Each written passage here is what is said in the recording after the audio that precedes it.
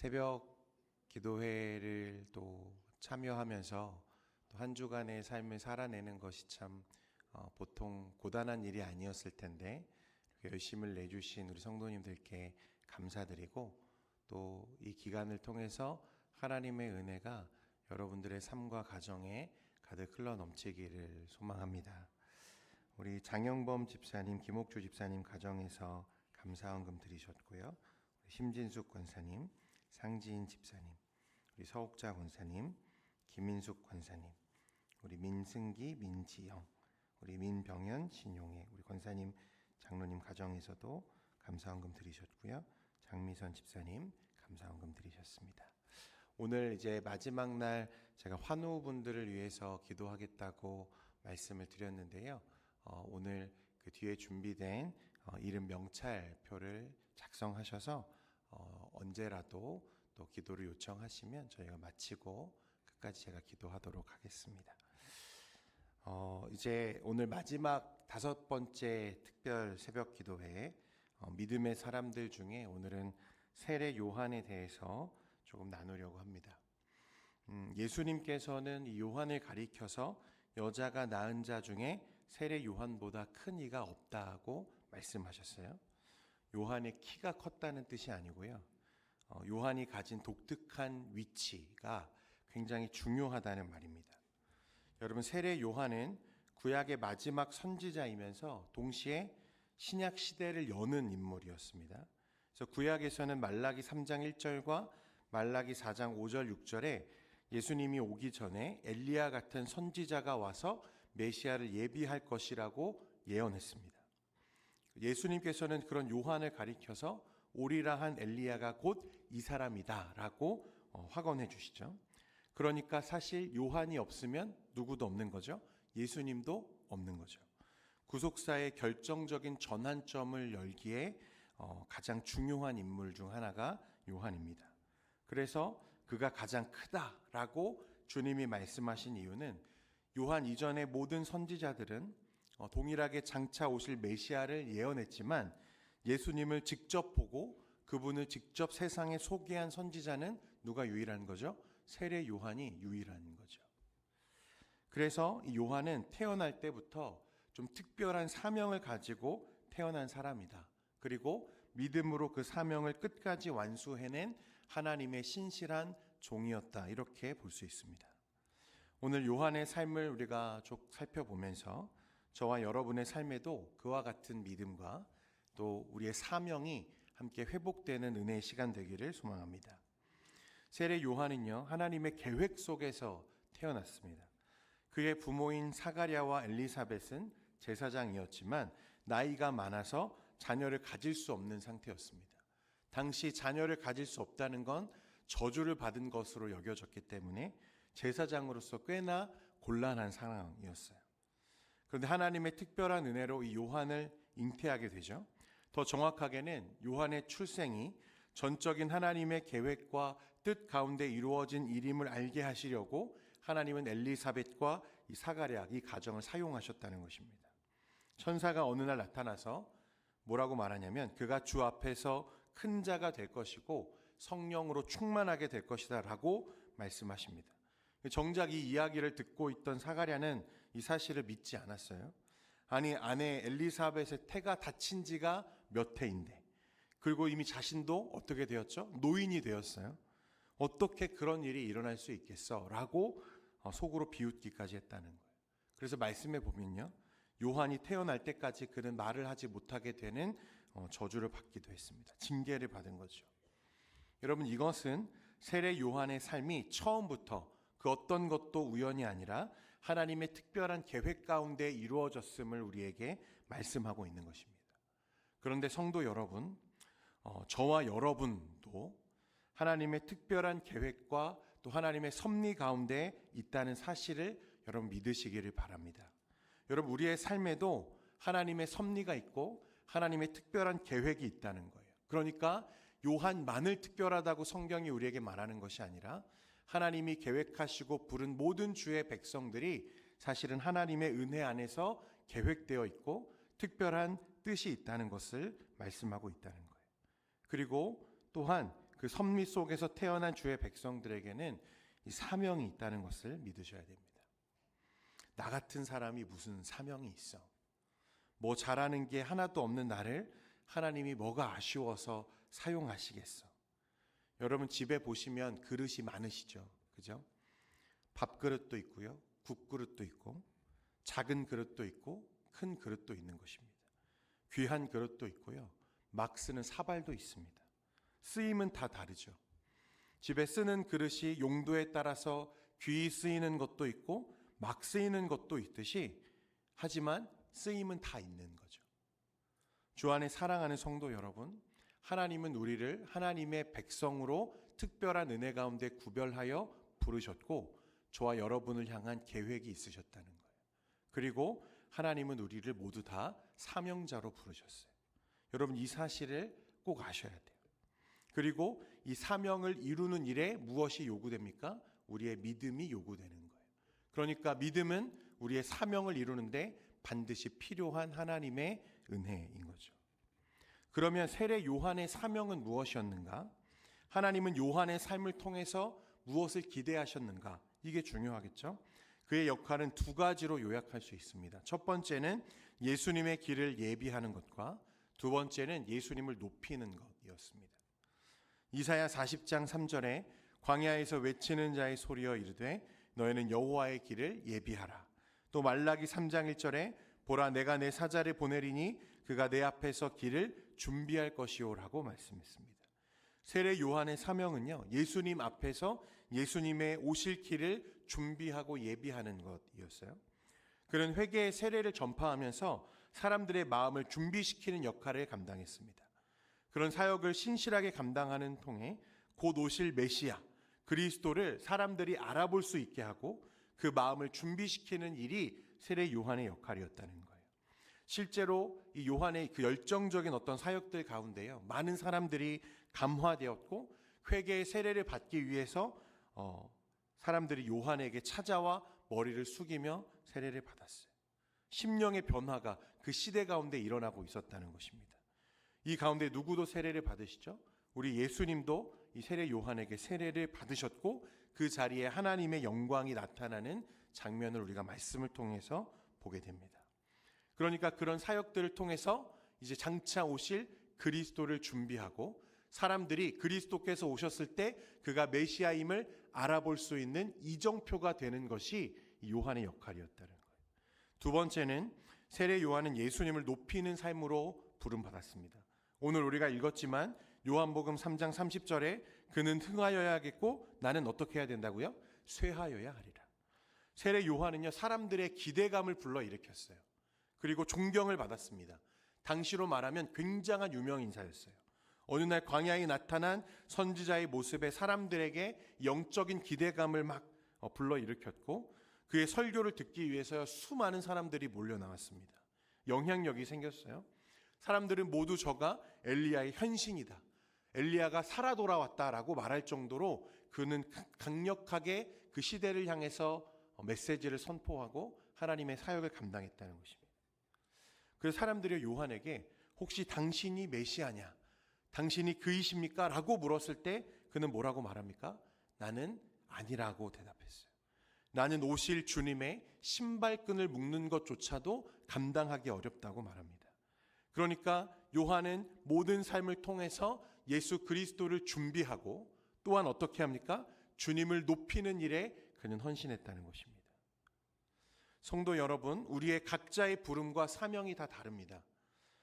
쓰임은 다 다르죠. 어떤 사람은 저처럼 목사로 부르시기도 하고 어떤 사람은 교사로 부르시기도 하고 어떤 사람은 성가대로 쓰시기도 하고 하나님의 부름과 쓰임과 위치는 다 다른 거죠. 그러나 그 모든 사명의 최종적인 완성은 여러분 그리스도이심을 기억하시기 바랍니다. 여러분 저와 여러분의 사명은요 주님을 드러내고 주님을 높이는 것에 여러분 집중되어야 함을 믿으시기 바랍니다. 영화를 보면 여러분 주인공이 빛나려면 누구의 역할이 중요하죠? 조연과 엑스트라의 역할이 중요한 거예요. 세례 요한의 삶은 영화에서 조연을 더욱 빛나게 만드는 명품 조연과 같았어요. 사실 그는 충분히 주인공이 될 만한 실력을 갖춘 사람이었습니다. 여러분 그렇지 않겠습니까? 그는 제사장 가문에서 태어났어요. 아버지가 제사장이에요. 오늘날로 따지면 금수저입니다. 여러분, 꽃길을 걸을 수 있는 사람이었다는 거예요. 그런데 그는 자신의 모든 배경과 조건을 다 내려놓고 어디로 들어갑니까? 광야로 들어가요. 그리고 메뚜기와 역청을 먹고 다 해진 가죽옷을 걸치고 다니면서 하나님의 말씀을 전했어요. 그는 자신이 빛나는 삶을 원하지 않았다는 것입니다. 그는 자신이 주인공이 되려고 하지 않았고 오직 예수님만을 드러내는 삶을 살기 원했다는 거예요. 마치 훌륭한 조연이 없으면 주연의 연기가 빛을 발하는 것처럼 그는 철저하게 예수님을 빛내는 삶에 자신의 삶을 헌신했습니다. 성도 여러분, 믿음의 삶은 우리가 주인공이 되는 것이 아닙니다. 내가 빛나는 게 아니에요. 주님은 우리를 세상의 빛이라고 말씀하셨잖아요. 여러분, 근데 그 빛은 누구세요? 세상을 비추는 빛이 누구십니까? 세상에 오셔서 어두움을 밝히는 빛은 예수님이시죠. 그러니까 우리가 빛나는 것은 내가 빛나는 것이 아니라 우리 안에 계신 누가 빛나는 거예요? 예수님이 빛나시는 거예요. 여러분, 우리는 늘 우리가 주인공이 되고 싶어 하잖아요. 내가 빛나고 싶어 하잖아요. 왜냐하면 죄성이 있기 때문에 그래요. 그러나 진짜 믿음의 삶은 내가 아니라 주님이 드러나고 주님이 높여지는 삶이라는 거예요. 여러분, 우리가 세상에 모임을 하다 보면요, 빛나는 사람들이 있어요. 그 자리에서 너무나 탁월함으로 빛나는 사람들이 많이 있습니다. 여러분, 그러나 그것이 주님이 기뻐하시는 것은 아니에요. 빛나지 않지만, 드러나지 않지만 하나님이 기뻐하시는 삶은 그 사람을 통해서 그리스도가 드러나는 것입니다. 요한은 자신의 모든 삶에서 예수님이 드러나고 높여지시기를 원했고, 여러분, 우리도 마찬가지로 그런 삶을 살아야 한다고 주님이 말씀하고 계시는 거예요. 우리 예수님도 나를 따르려거든 자기를 부인하고 각자의 십자가를 지고 따르라고 말씀하시죠. 그러니까 예수를 따르는 삶, 믿음의 삶에는 자신을 부정하는 데니 원셀프가 반드시 필요하다고 말씀하고 있는 거예요.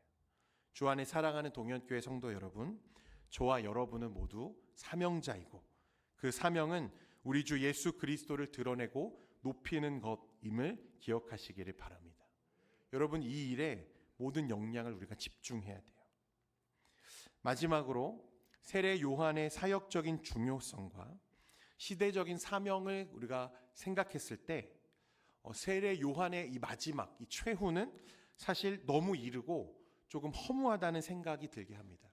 그는 30살, 우리 나이로 따지면 30살 정도의 사역을 감당하다가 순교하게 되죠. 너무 젊은 나이에 하나님의 부름을 받습니다. 당시 이제 갈릴리와 베레아 지역을 통치했던 이 헤롯 안티파스에 의해서 감옥에 갇혔고 결국 목이 잘려 순교를 하게 되죠. 이 헤롯은요, 예수님이 탄생했을 때 베들레헴 유아들을 학살한 그 헤롯 왕이 아니고요, 헤롯 대왕이 아니고 그 헤롯 대왕의 아들 헤롯 안티파스를 말하는 거예요. 결국 그는 감옥에 갇혔고 이 순교하죠. 왜 순교했냐면 이 헤롯이 동생의 아내를 취한 것을 요한이 지적했거든요. 그것은 옳지 않습니다. 불의한 일입니다. 라고 지적한 일로 감옥에 갇히고 그는 결국 순교를 합니다. 사람들은 세례 요한이 감옥에서 처형당했을 때 엘리야의 현신이라고 여겨졌던 요한에게는 어울리지 않는 최후라고 생각했어요. 채 피지 못하고 저물었다고 사람들은 말했습니다. 젊은 선지자가 세상의 권력에 의해서 희생되었다고 안타까워했어요. 분명 세상의 기준으로 보면 그의 죽음은 이르고 허무하고 헛된 희생처럼 보일지도 모르겠습니다. 그런데 여러분, 믿음의 눈으로 보면 그의 죽음은 헛된 희생이 아니라 그리스도의 사명을 완성하는 것이었음을 믿으시기를 바랍니다. 여러분, 짐 엘리엇이라고 하는 선교사님 아시죠? 이분은 젊고 촉망받던 미국의 유망주였습니다. 주변 사람들은요, 그가 장차 큰 인물이 될 것이라고 믿어 의심치 않았어요. 그의 빛나는 지성, 탁월한 리더십, 정말 누가 봐도 흠모할 만한 사람이었죠. 그런데 이 짐 엘리엇을요, 어느 날 하나님이 부르십니다. 그리고 그는 그 부르심을 따라서 내가 복음을 전하는 선교사가 되어야겠다라고 생각하며 자신의 삶을 헌신하죠. 그리고 동료들과 준비해서 함께 에콰도르에 있는 한 원시 부족에게 복음을 전하러 갔다가 호전적이고 타 문화에 적대적이던 사람들에게 이 창에 찔려서 순교합니다. 선교를 떠난 지 한 달도 채 되지 않아서 벌어진 일이었어요. 당시 미국 언론이 여러분 난리가 났었어요. 유명 언론들이 앞다투어서 이 사건을 보도하면서요, 너무 허망한 죽음이다. 이게 웬 낭비냐? What a waste. 이게 얼마나 허무한 낭비냐라고 사람들은 그의 죽음을 애도하면서 동시에 비난했습니다. 그런데 그의 아내였던 엘리자베스 엘리엇은요, 동료 선교사들과 또 그의 죽음을 헛된 죽음이라, 허비라고 생각하지 않았습니다. 그래서 오히려 자녀들을 다 데리고요, 남편을 죽였던 에콰도르의 와우라니 부족을 직접 찾아갔습니다. 그리고 다시 복음을 전하죠. 그래서 이 짐 엘리엇을 죽였던 그 모든 부족, 이 호전적인 부족민들이 예수님을 영접하는 기적이 일어납니다. 여러분, 짐 엘리엇은 생전에 이런 말을 남겼어요. 저는 여러분이 이 말을 좀 기억하셨으면 좋겠는데, 영원한 것을 얻기 위해서 영원하지 않는 것을 버리는 자는 결코 어리석은 사람이 아니다. 우리 같이 한번 읽겠습니다. 시작. 영원한 것을 얻기 위해서 영원하지 않은 것을 버리는 자는 결코 어리석은 사람이 아니다. 여러분, 세례 요한도 마찬가지였어요. 세상의 기준으로 보면 그는 젊은 나이에 억울하게 죽임을 당한, 어떻게 보면 실패자처럼 보였을지도 모릅니다. 그러나 예수님께서는 뭐라고 말씀하시냐면, 그는 모태에서 태어난 자 중에 가장 큰 자다. 가장 빛나는 삶을 살았고 가장 빛나는 최후를 맞이했다고 말씀하세요. 왜냐하면 하나님은 그의 삶을 통해서 영광을 받으셨고, 그는 한순간도 빠짐없이 믿음으로 충성한 하나님의 백성이었기 때문에 그렇습니다. 사랑하는 성도 여러분, 세례 요한의 사명은 순교로 끝난 것이 아니라 그의 순교를 통해서 예수님의 사역이 본격적으로 시작되는 완성이었다는 것을 기억하시기를 바랍니다. 여러분, 세상에서 바라보면 저와 여러분도 지금 모두 낭비하는 중이죠. 그렇지 않습니까? 이 이른 새벽에 나와가지고 뭐 한다고, 체력을 낭비하고 시간을 낭비하고, 여러분 열심히 벌어서 나 먹고 살기에도 바쁜 이 세상에서 교회에 헌금 다 갖다 바치고, 여러분 주변에서 그렇게 말하는 사람들 계시죠? 이게 웬 낭비입니까? 그렇지 않습니까? 아마 세상 사람들은 그렇게 보겠죠. 저와 여러분을 어리석다고 손가락질 할지도 모릅니다. 그런데 히브리서 11장 6절 말씀에 여러분 이 말씀을 꼭 기억하십시오. 믿음이 없이는 하나님을 기쁘시게 하지 못하나니 하나님께 나아가는 자는 반드시 그가 계신 것과 또한 그가 자기를 찾는 자들에게 상 주시는 이심을 믿어야 할지니라. 할렐루야. 세례 요한의 마지막 외침은요, 하나님 나라를 위한 불꽃이 되었습니다. 영원한 것을 얻기 위해서 영원하지 않는 것을 버리는 자는 결코 어리석은 사람이 아니다. 여러분, 이 말씀을 믿으시기를 바랍니다. 주 예수 그리스도를 위해서 자신의 생명조차 아낌없이 낭비한 세례 요한을 주님은 결코 작다고 말씀하지 않으십니다. 여러분, 믿음으로 산다는 것은 주님이 나를 위해 그 생명을 허비하신 것처럼 나도 주님을 위해 내 생명과 내 삶을 허비하는 것입니다. 여러분, 그러니 아까워하지 마십시오. 우리는 영원한 것을 위하여 지금 영원하지 않은 것들을 허비하는 중입니다. 그것은 하나님 나라에서 가장 귀한 헌신이고 하나님이 기뻐하시는 일임을 우리가 믿어야 하는 것입니다. 그리고 세례 요한을 그 시대 가운데 하나님이 붙들어 쓰시기 위해 계획하셨던 것처럼 저와 여러분을 위해서 하나님 계획하셨어요. 그래서 여러분을 그 가정에 두셨고 여러분을 그 일터에 보내셨어요. 여러분을 하나님은 이 세상을 비추는 빛으로 선교사로 쓰기를 원하신다는 사실을 기억하시기 바랍니다.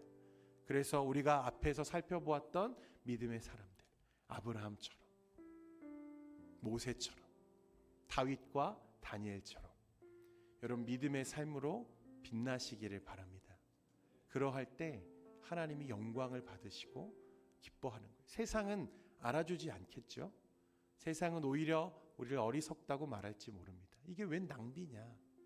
그러나 하나님 나라에서는 그것이 가장 귀한 헌신임을 기억하시기 바랍니다. 그래서 여러분의 삶에서 마주하는 모든 그 현장 가운데에서 진실하고 거룩한 삶으로, 오늘 요한과 같은 사명으로 불타오르는 여러분의 삶이 되기를 원합니다. 우리 이 시간에는 자리에서 좀 다 일어나셔서 우리 찬송가 620장 여기에 모인 우리 함께 찬양하면서 우리 좀 결단하며 나아가기를 소망합니다.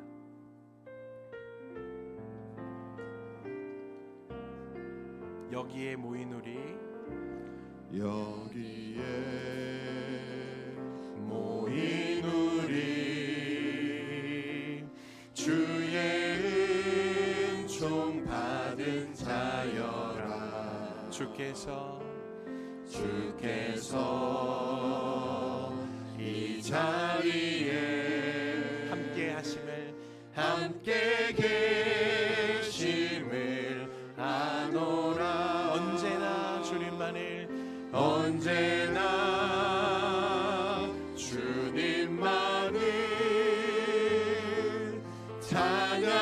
찬양하며 따라가리니. 시험을 당할 때도 함께 계심을 믿노라. 함께 계심을 믿노라. 이 믿음 더욱 굳세나, 이 믿음 더욱 굳세라. 주가 지켜주신다.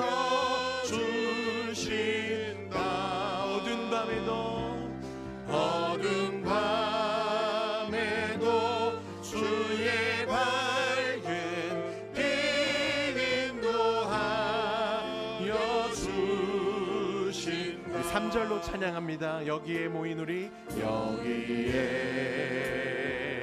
모인 우리, 사랑받는 주의 자녀라.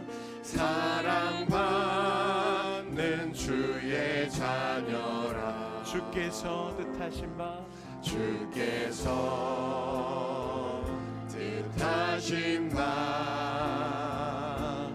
우리 통해 펼치신 나. 고통과 슬픔 중에 더욱 주님 의지하오니. 어려움 이겨내고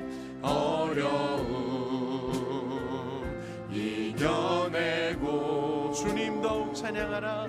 주님 더욱 찬양하라. 아멘. 이 믿음 더욱 굳세나, 이 믿음 더욱 굳세라.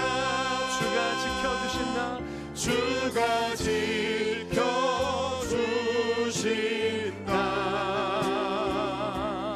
어두운 밤에도 주의 밝은 길 인도하여 우리 한 번 더. 이 믿음 더욱 굳세나, 이 믿음 더욱 굳세라. 주가 지켜주신다. 어두운 밤에도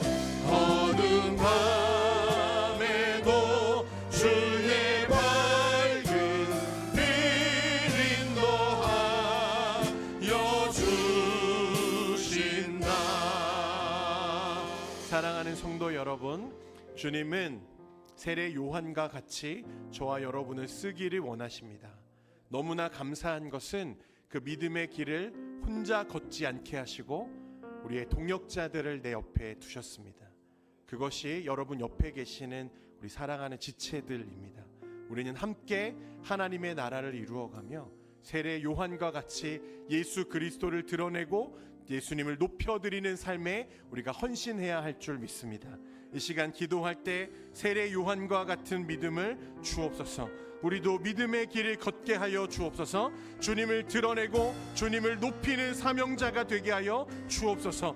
영원한 것을 위해서 영원하지 않은 것을 기꺼이 허비할 수 있는 우리가 되게 하여 주옵소서. 우리의 믿음이 의지적인 결단으로 이어지고 하나님 나라의 부흥을 위한 초석이 되게 하여 주옵소서. 우리 자녀들과 가정에 주의 복음의 능력이 부어지고 믿음으로 바로 서게 하여 주옵소서. 우리 이 시간 함께 주여 세 번 부르고 같이 기도하기를 원합니다. 기도하겠습니다.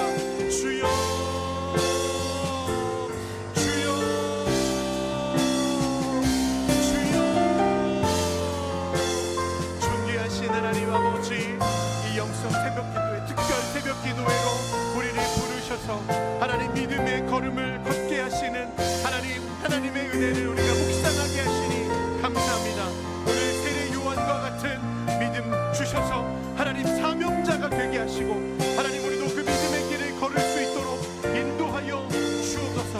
믿음이 없이는 하나님을 기쁘시게 하지 못하나니 하나님께 나아가는 자는 반드시 그가 계신 것과 하나님 또한 그가 자기를 믿는 자들에게 상 주시는 이심을 믿어야 할지니라 말씀하셨사오니 주여 믿음으로 걷게 하여 주옵소서. 하나님 동행하시고 세례 요한과 같은 믿음을 우리 가운데 주시고 하나님 주님과 동행하며 주님을 드러내는 삶 속에 하나님 믿음으로 헌신하는 우리가 되게 하여 주시옵소서. 주님을 드러내고 주님을 높이는 사명자가 되게 하시고 영원한 것을 위하여 주님 영원하지 않은 것을 기꺼이 허비할 수 있는 주님 우리가 되게 하여 주옵소서. 주님 세상의 시선과 세상의 평가에 하나님 휘둘리지 않게 하시고 오직 믿음의 사랑으로 하나님 나를 부르신 주의 사명 가운데 우리가 헌신하는 주여 백성들 될 수 있도록 인도하여 주옵소서. 주님 함께하여 주시고 인도하여 주옵소서. 우리 성도들에게 주신 은혜와 능력을 더하시고 하나님의 말씀으로 충만케 되는 우리 모든 성도들 되게 하여 주시옵소서. 우리 모든 가정들마다 하나님의 복음의 능력이 부어지고 믿음의 바로 서는 하나님 우리의 믿음으로 의지적 결단으로 이어지고 하나님의 나라 부흥을 위한 초석이 되는 우리 귀한 성도들의 삶이 되게 하여 주옵소서. 주여 아버지 하나님 함께 하시고 인도하여 주시옵소서.